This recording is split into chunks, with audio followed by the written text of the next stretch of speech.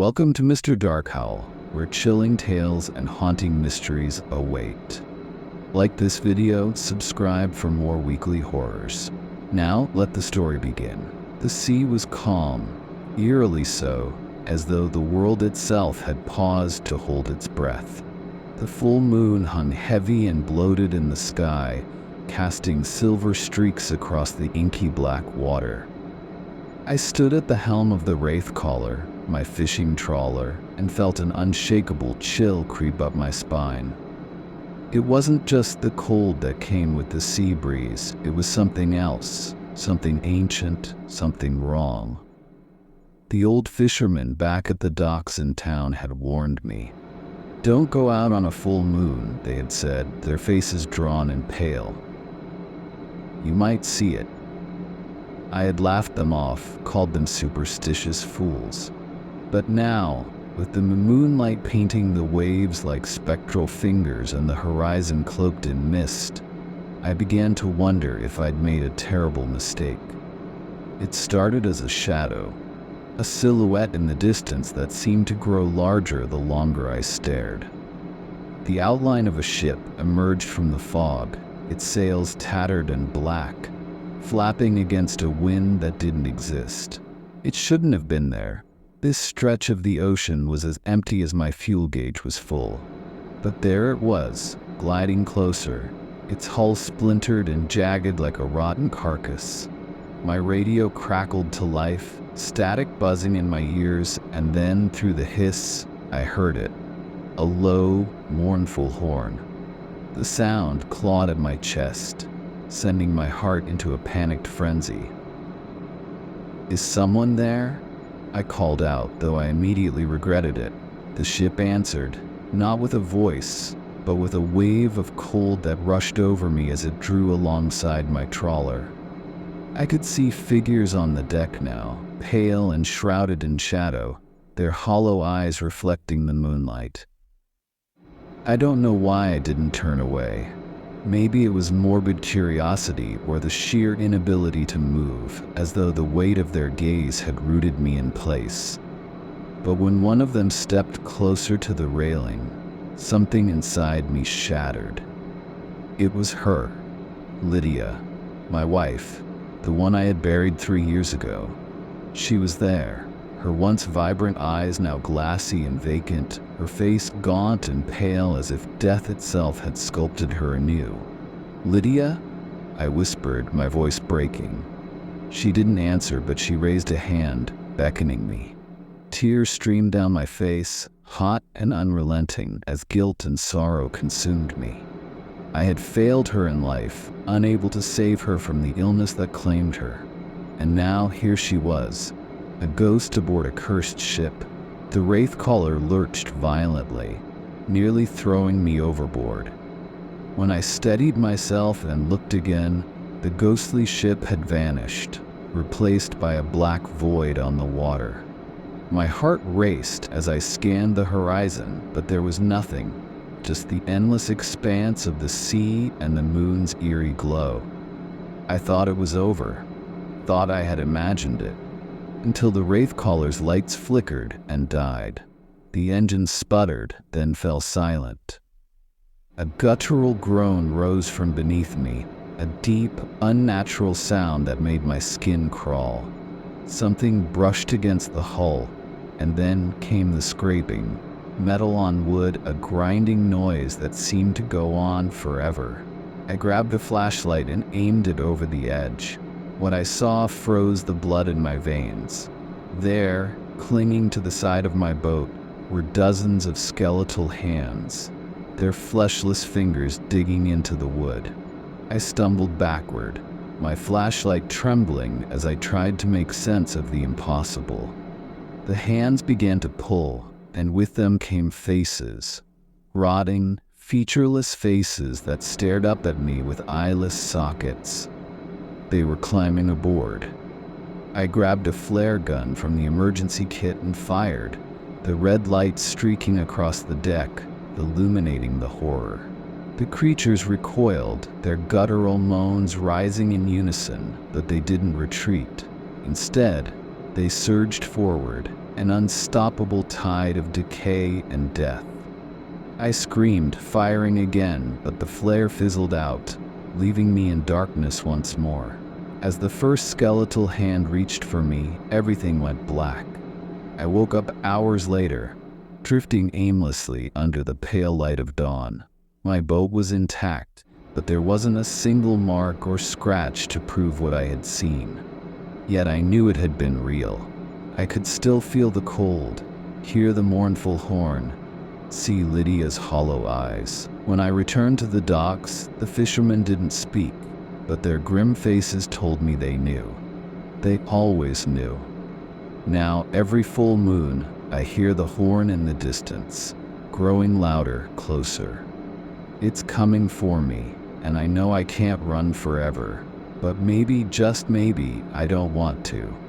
Maybe next time I'll step aboard and find out what waits on the other side. Until then, the ghost ship remains a secret, its curse a mystery lost to the tide. The first time I saw the ship, I told myself it couldn't have been real. Nightmares, hallucinations, the tricks of a restless mind. It had to be one of those. Yet every time I closed my eyes, I saw Lydia's face, her cold, vacant eyes staring back at me. The memory of her skeletal hand reaching for me haunted my dreams. The other fishermen in the harbor avoided me now, their whispers trailing behind as I passed. They thought I was mad, but I wasn't. I knew what I saw. And as the next full moon rose over the horizon, that same horn echoed across the water, long and mournful, calling me like a siren song. I couldn't stay away. That night, I boarded the Wraithcaller again, armed with every weapon I could find. A harpoon gun, flares, a rusted machete that had no business being on a fishing trawler. As I cut through the calm waters, the moon's silver glow painted the sea in ghostly hues. The air grew colder, heavy with the scent of brine and rot. Then I saw it. Emerging from the mist like a phantom, the ghost ship appeared, its tattered sails stretching into the night. This time there was no warning, no slow reveal. A deafening crash rocked my boat as the ship's hull scraped against mine. I stumbled to the deck, gripping the rail as the figures began to materialize. Shadows at first, then full-bodied apparitions, pale and grotesque. And standing among them, unmistakable, was Lydia. Her voice stopped me cold. "James," she whispered, her tones soft but laced with something unnatural. I couldn't breathe. I couldn't think. My chest ached with the weight of memories. The nights we spent under the stars, her laughter, the way she held my hand when the world seemed unbearable. But this wasn't the Lydia I had loved.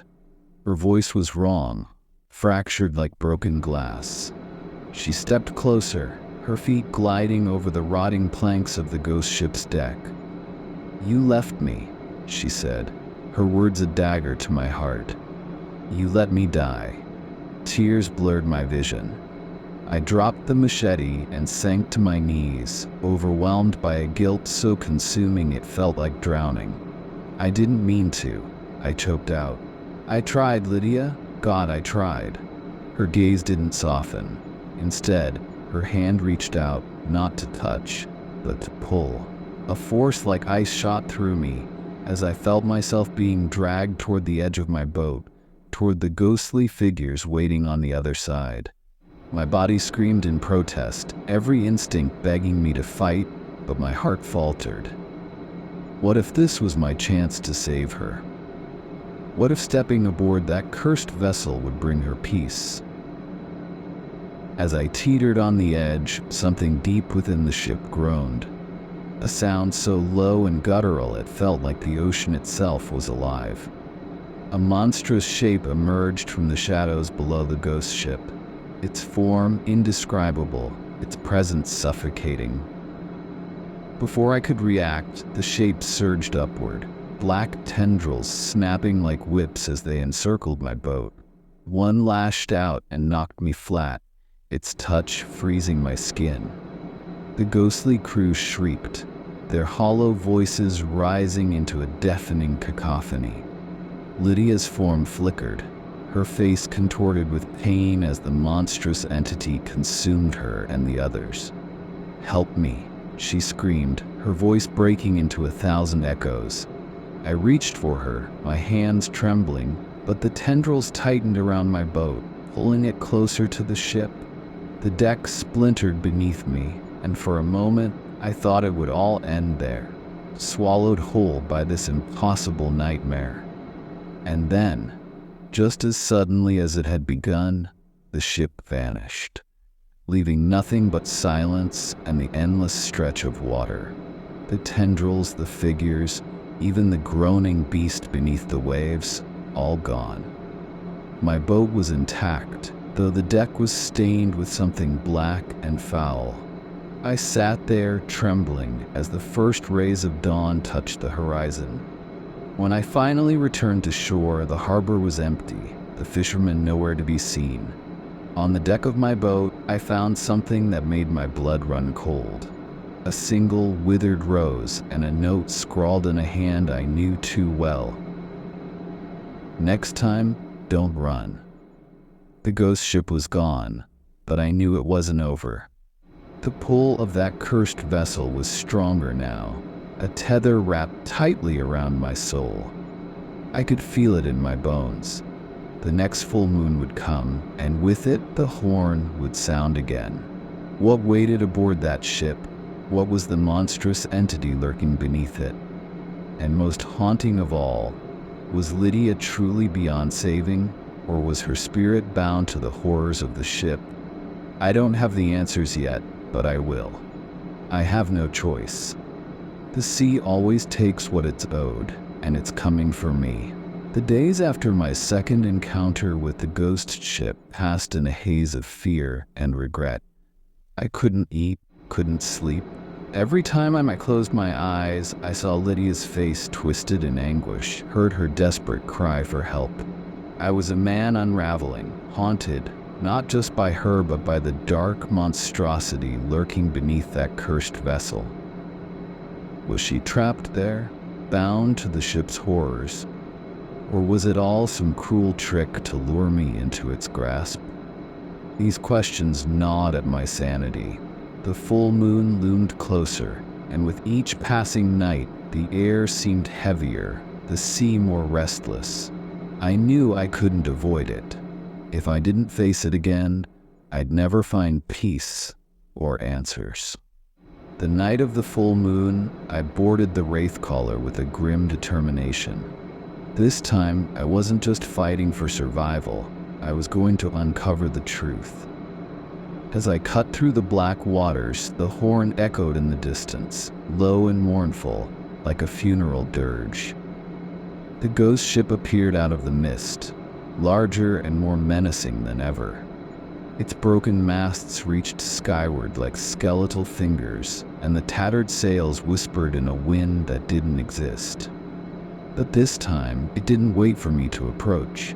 The ship moved, gliding toward me with unnatural speed. My heart pounded as the two vessels collided, the impact sending me sprawling across the deck. When I looked up, I saw them. The crew of the dead, their hollow eyes fixed on me, their twisted mouths moving in silent screams. Lydia was among them again, her presence like a knife twisting in my chest. But something was different. Her face was no longer expressionless. It was etched with pain, and her eyes shimmered with tears. "James," she said, her voice trembling, "you have to let me go." Her words hit me like a tidal wave, and my legs buckled beneath me. Let her go. After all this time, after all the guilt and sorrow that had consumed me, could I really do that? "I don't understand," I whispered, my voice cracking. "I came back for you. I want to save you." Her expression darkened, and she stepped closer, the air around her freezing cold. "You can't save me," she said, her voice barely audible. "But you can stop it. You can end this." Before I could ask her what she meant, the deck of the ghost ship began to shake. A deep, guttural roar erupted from beneath the waves, louder than anything I'd ever heard. The monstrous shape I'd glimpsed before rose from the depths, its size incomprehensible, its form shifting and impossible to describe. It was as if the sea itself had come alive, a writhing mass of tentacles, eyes, and shadows. The crew of the ghost ship screamed in unison, their voices a cacophony of terror. Lydia reached for me, her spectral hand brushing against mine. "Run, James," she begged, her eyes wide with fear. "You have to run." But I couldn't move. The creature's tendrils lashed out, wrapping around the ghost ship and pulling it downward. The deck splintered and the crew vanished one by one, consumed by the darkness. Just as the ship began to sink completely, a tendril shot toward me, wrapping around my leg. The cold was unbearable, like being plunged into ice. I screamed, grabbing at the rail, but the force was too strong. I was being dragged toward the water, toward whatever nightmare awaited below. In that moment, I saw Lydia one last time. Her face was calm now, almost serene. "It's not over," she said, her voice echoing in my mind. "You'll find the key in the place where it all began." And then she was gone, swallowed by the sea. I woke up hours later, lying on the deck of the Wraithcaller. The ghost ship was gone, the sea calm once more. But Lydia's final words echoed in my mind. The place where it all began. What did she mean? Was it the harbor where the old fishermen whispered their warnings? Or was it somewhere deeper, darker, tied to the ship's cursed history? As I stared out at the endless horizon, I knew one thing for certain. This wasn't the end. The ghost ship would return, and I would have to face it again. Only this time, I'd be ready, or so I hoped. I hadn't touched the sea in weeks, not since the last encounter. My hands trembled every time I passed the Wraithcaller, docked in the harbor like a quiet witness to the horrors I'd endured. Lydia's words haunted me. "You'll find the key in the place where it all began." The place where it all began. What did she mean? My mind turned over the possibilities endlessly, but no matter how I tried to piece it together, the answer eluded me. The only thing I was certain of was this. The ghost ship would return with the next full moon, and if I didn't uncover its secrets, I'd be dragged down into the black abyss alongside it. The answer came to me late one night, like a whisper carried on the wind. I was staring at a map of the local waters, a glass of whiskey trembling in my hand, when I noticed something, a small, unmarked inlet a few miles up the coast. It was an old fishing ground, abandoned decades ago after a storm sank half the fleet. My father used to talk about it, spinning stories of cursed waters and phantom ships. I always thought they were just drunken ramblings, but now I wasn't so sure. Could that inlet be the place where it all began? My chest tightened as I made the decision. I would go. I had to. The inlet was more desolate than I could have imagined. Jagged rocks lined the shore, their surfaces slick with seaweed, and the water churned as though something restless lurked beneath. I anchored the Wraithcaller in the shallows, my nerves frayed with every creak of the boat. As I scanned the shoreline, something caught my eye. An old shack, weathered and beaten by the elements. It looked like it hadn't been touched in decades, its roof half collapsed and its windows shattered. But there was something about it that drew me closer. My boots crunched on the gravel as I approached, my heart pounding in my chest. The air felt heavier here, almost suffocating, as though the place itself was alive. Inside the shack, I found what I was looking for, or rather, what had been waiting for me. A journal lay on a table, its pages yellowed and brittle. The name scrawled across the cover stopped me cold. Captain Elias Thorne. My breath hitched. Elias Thorne was the name whispered by every fisherman in the harbor, the captain of the ghost ship before it became what it was. My hands shook as I opened the journal, the pages revealing a story more horrifying than I could have imagined. Thorne had been a smuggler, ferrying stolen goods and desperate souls across the seas. One night, under a full moon, he made a pact with something beneath the waves, a creature of unimaginable power. In exchange for wealth and safety, Thorne offered it his crew, his ship, and his soul. But the creature was insatiable, its hunger growing with each moon.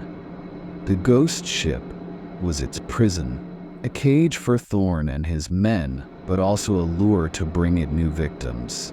I barely had time to process what I'd read before the ground began to tremble. A low, guttural roar rose from the ocean, the sound so deep it seemed to shake my very bones. I stumbled out of the shack and onto the beach, my eyes wide with terror, as the water before me began to boil. The ghost ship rose from the depths, its broken hull dripping with black water, its sails glowing with an eerie light. The crew stood motionless on the deck, their hollow eyes fixed on me. But this time something was different. The monstrous shape I'd seen before, its tendrils, its shifting form, was no longer hidden beneath the waves. It rose behind the ship, towering over it, a mass of writhing shadows and glinting eyes. I couldn't move, couldn't breathe. The creature extended a tendril toward me, and I braced myself for the cold, the pull, the end. But instead it stopped, hovering inches from my chest. I could feel it probing, searching, as though it was looking for something inside me. And then it spoke, not in words, but in feelings, emotions that flooded my mind. It was angry, desperate, hungry. It showed me visions of Thorne's betrayal, of the countless lives it had claimed, of Lydia trapped aboard the ship, her soul bound to its curse. And then it showed me something else, a key. Not a physical one, but a memory buried deep within me, a moment I'd tried so hard to forget. The night Lydia died, I collapsed to my knees, tears streaming down my face as the memory resurfaced. She'd begged me to stay with her, to hold her hand as the illness took her. But I hadn't. I couldn't. The pain was too much, and I'd fled to the sea, to the only place where I felt I could breathe. I'd abandoned her when she needed me most, and now she was paying the price. The creature roared again, its anger shaking the ground beneath me. It wasn't just hunger that drove it. It was pain, betrayal, the same emotions that had driven me to the water that night. As the ghost ship began to sink once more, Lydia appeared at the bow, her face calm but her eyes filled with sadness. "Big T, James," she said, her voice carrying across the waves. "It's not a thing, it's you." Before I could respond, the ship vanished, leaving me alone on the desolate shore. I returned to the Wraith Caller in a daze, Thorne's journal clutched tightly in my hand. The answers I'd found only led to more questions. What did Lydia mean? How was I the key? And what did the creature truly want? The next full moon was only weeks away, and I knew it would be my last chance to end this. But as the horizon swallowed the sun, a new thought crept into my mind. What if ending it meant sacrificing myself? The moon hung heavy in the night sky, brighter and fuller than I'd ever seen it, casting the sea in an otherworldly glow. I stood at the helm of the Wraith Caller, the battered journal of Captain Elias Thorne clutched in one hand and a lantern in the other. My mind was a storm of fear, guilt, and determination. Lydia's words echoed in my mind. The key is you. The full weight of what she meant had settled on me. I wasn't going out there to survive this time. I was going out there to end it. For her, for the crew trapped on that cursed ship, and for myself. The horn came earlier than usual, a mournful wail that seemed to seep into my bones. The ghost ship emerged from the mist, more menacing than ever. Its tattered sails billowed in an invisible wind, and the crew stood in eerie stillness, their hollow eyes glowing faintly in the darkness. My breath caught as I saw Lydia standing at the bow, her face pale and radiant, her eyes pleading. "You came back," she said, her voice cutting through the unnatural silence. I nodded, unable to speak. The time for words was over. The ship groaned as it loomed closer, its rotting hull brushing against my own vessel. The monstrous shadow beneath it began to stir, its tendrils writhing just below the surface. But this time, I didn't flinch. I stepped forward, climbing onto the ghost ship's deck, the journal held tightly against my chest. The crew parted as I approached, their empty gazes fixed on me.